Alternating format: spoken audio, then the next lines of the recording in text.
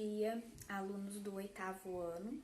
Então, assim como eu já deixei descrito nas atividades, né, que eu iria mandar um vídeo explicativo sobre raiz quadrada aproximada, tá?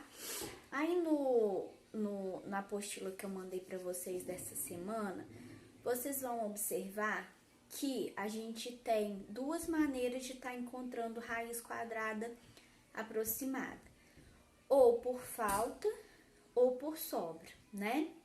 A mais utilizada é por falta, ou seja, a gente vai tentar aproximar ao máximo do número ao qual a gente está querendo achar raiz quadrada e chegar ao máximo possível perto dele, só que com um número menor do que ele, tá? Esse é a forma mais usual, tá? Por sobra, ou seja, um valor que passa, que seja mais próximo que passa, é menos usual da gente calcular, tá?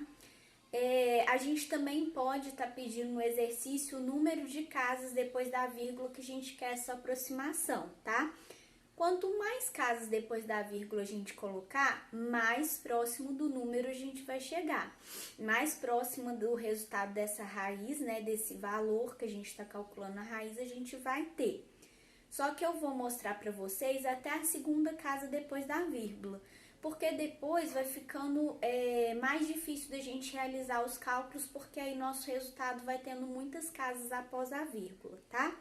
Então, geralmente nos exercícios aí que eu vou pedir com uma casa depois da vírgula ou com duas casas depois da vírgula, tá? Com aproximação sempre por falta, ou seja, menor, e com uma casa após a vírgula ou duas casas após a vírgula, tá? Todo número que não possui raiz quadrada exata, ou seja, que não é um número quadrado perfeito, a gente vai estar encontrando a raiz quadrada aproximada dele. Por quê? Porque essa raiz, ele é um número, vai ser um número infinito, uma dízima não periódica. Então, que não tem como a gente achar um valor exato. Por isso, a gente fala que vai estar encontrando a raiz quadrada aproximada, tá? Então, por exemplo, raiz quadrada de 10. 10 não é um número quadrado perfeito. Por quê? Porque não tem nenhum número que, quando você eleva ao quadrado, dá como resultado exatamente o número 10, né? Por quê? 3 vezes 3 é 9, ou seja, é menor. 4 vezes 4 é 16, ou seja, passa. Então, vai ser um número que vai estar entre 3 e 4, tá? Então, o resultado está entre 3 e 4, porque 3 vezes 3 é 9, e 4 vezes 4 é 16. Daí, por tentativa, nós vamos achar o nosso resultado aproximado. Nesse caso aqui, eu vou querer com duas casas após a vírgula, tá? Então, comecei tentando com 3,1. Aí, 3,1 vezes 3,1 é igual a 9,61. Já tá um pouco próximo, né? Aí, tentei com 3,2. 3,2 vezes 3,2 deu 10,24, ou seja, passou. Como eu quero uma aproximação por falta, ou seja, um número menor, eu vou usar o 3,1. Então, se fosse uma casa após a vírgula, eu ia parar ali no 3,1. Mas como eu quero aproximação com duas casas depois da vírgula, eu vou continuar a minha tentativa, tá? Então, eu vou tentar aqui com o 3,11.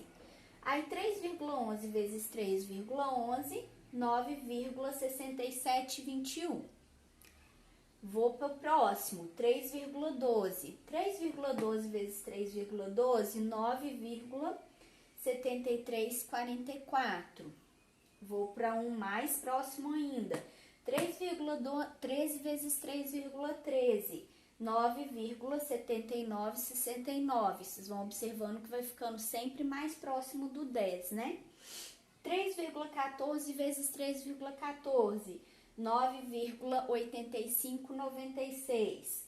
3,15 vezes 3,15. 9,9225. Aí já está chegando cada vez mais perto. 3,16 vezes 3,16, 9,9856. Então, aqui, ó, tá bem próximo do 10, né?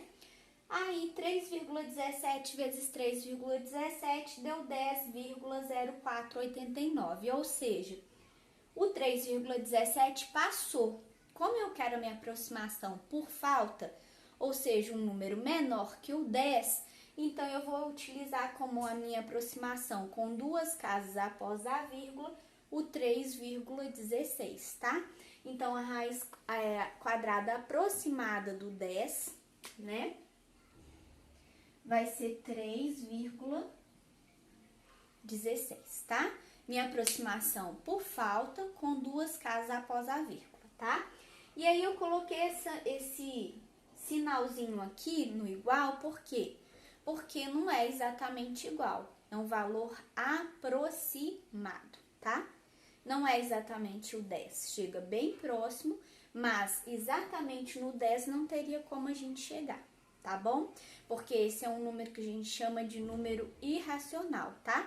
Essa raiz quadrada aqui, que não é exata, tá bom? Então, um beijo, fiquem com Deus, bom dia!